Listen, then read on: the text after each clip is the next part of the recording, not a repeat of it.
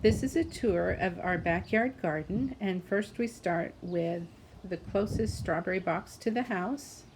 And here's our second strawberry box along with our Honeycrisp apple tree. You can see some black bags and containers that we've put some potatoes in and some tomatoes and some squash on the side of the boxes here. These last two boxes, one we're putting squash in and one we're putting tomatoes, peppers, and tomatillos. Along the back gate, we have 6 honeyberry bushes that we got a few years ago and a serviceberry bush. You can see the crabapple tree straight ahead, and we have a smaller plum tree in front of it that we just got last year. And this is our cherry tree. It's a couple of years old and there were lots of blossoms on it.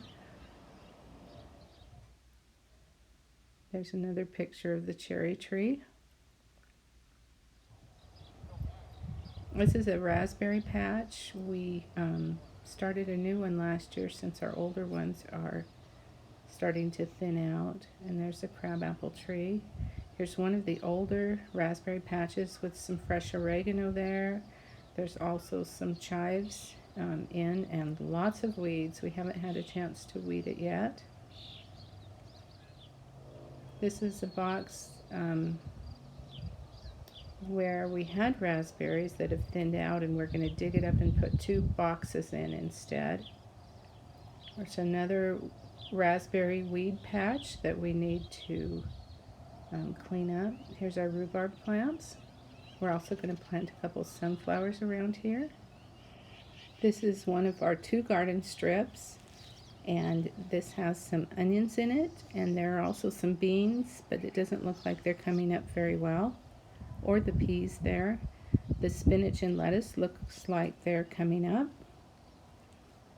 in these first few rows.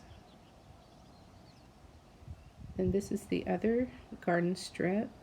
It has carrots in it, and there's some more onions. And then there's some raspberries that are taking over. Then on the other side of the raspberries, we have some corn that we've planted. And I think there's a few more onions over there as well. We also started some tomatoes and jalapenos and tomatillos in some pots, and some squash in some pots, and then we started some sunflowers in some pots. That's what was on the right. Here's just some more video of our garden. The reason why we tried putting potatoes in the bags or buckets is because I read somewhere that if you do that, then you don't have to dig them out of the garden. You can just turn them upside down and all your potatoes will be there. We don't know if it will work or not. Last year we tried it and none of the potatoes grew. So we're trying it this year and see how it goes. These honeyberries are kind of a purple color. They look like little slugs, but they are something we can grow here because blueberries don't grow well in Montana. With a crabapple tree, we'll make applesauce, which is really good. It's tart and it's a beautiful pink color, and we'll make crabapple jelly.